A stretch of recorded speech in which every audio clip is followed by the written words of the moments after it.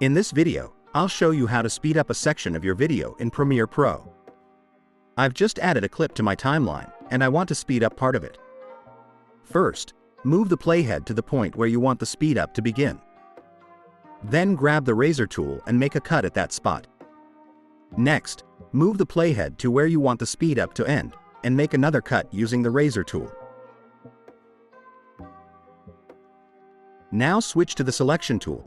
Click on the middle clip, the one you want to speed up, right-click on it and choose Speed and Duration. In the pop-up, change the speed from 100% to something higher, like 300% for a speed increase.